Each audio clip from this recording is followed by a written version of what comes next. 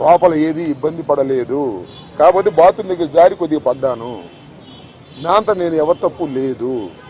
ఆ బాత్రూమ్లు అన్నీ ఉంటాయి కదా, మనం అలా ఉన్నాయంటే జైల్లో ఎలా ఉంటాయి అలాగే ఉన్నాయి.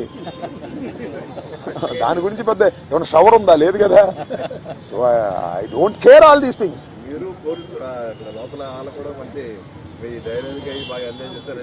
I don't know that. ఇప్పుడు నేనైతే ఒకటి, ధైర్యాన్ని వీడలేదు, వీడను, ప్రాణాలకి తెగించే ఉన్నాము. ఎందుకంటే పోలీసులను అడ్డం పెట్టుకుని మనుషులను చంపే అలవాటు చంద్రబాబుకి, లోకేష్కి ఉంది కాబట్టి వీఆర్ రెడీ ఫర్ దాట్. దాని గురించి ఏం కంగారు పడాల్సిన అవసరం లేదు, భయపడాల్సిన అవసరం లేదు. జైల్లో పెడితే భయపడిపోతాం అనుకునే పిచ్చి వాళ్ళు జైల్లో పెడితే మరింత ధైర్యంగా పోరాడతాం అనే విషయాన్ని తెలుసుకోవాలి అనేది నా భావన.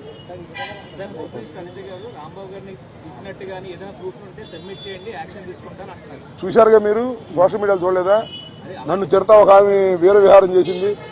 వాళ్ళు కళ్ళుండి గుడ్డి వాళ్ళు పక్షపాతంగా వ్యవహరిస్తున్నారు. హోంమంత్రి చేతిలో ఉంది గుడ్డి మైక్ తప్ప. ఆమె మైక్ హోంమంత్రి, అంతా లోకేష్ చంద్రబాబే కదా మానిటర్ చేసేది.